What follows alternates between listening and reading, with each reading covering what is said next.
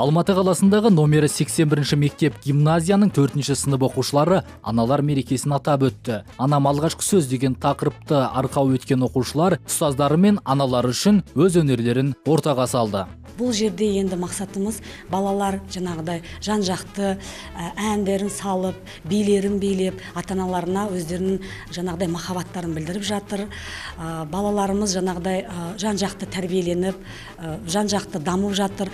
Арманыңды ақтарымын ба, жүрегімді тербесем, айға сіңілі қарындассың, қасиетті жерге сен. Мен өзіңді теңдесі жоқ құдірет деп түсінем, сенді қуат мың есе артық жердің қуат күшінен. Төлеген ақын жырлаған шумақтар әр оқушының көкейінде сайрап тұр. Шарабасы поэзиямен көмкеріліп, абзал аналар жайлы ән шырқалды. Ата-аналар өз перзенттерінің ақ көңіліне дән риза. Тәрбие сағаты өте ұнады біздерге. Балалар ашылып, 2 тілде, 3 тілде жақсы тақпақтарын айтты, көркем сөздер оқыды, қызықты көріністер көрсетті. Балаларымыздың осылай дамып, өсіп жетіліп жатырғаны біздерге өте қатты ұнады ата-аналарға. Аналардан басталған құттықтау көші әжелерге ұласып, жас жігіттер қатарлас құрбы қыздарды құттықтады. Мұның түп төркіні анаға деген, нәзік жандыларға деген құрметті танытады.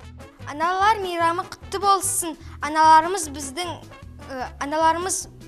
денсаулығы мықты болсын. Оқушылар өлең тақпақпен шектелмей, ән шырқап, би билеп, отбасылық көріністе қойды. Ұстаздарға деген құрметтерін көрсетіп, гүл шоқтарын тарту етті. Өскелең ұрпақ бойында мейірім, сыйластық, сүйіспеншілік барда, ұлттың айы оңынан туары хақ.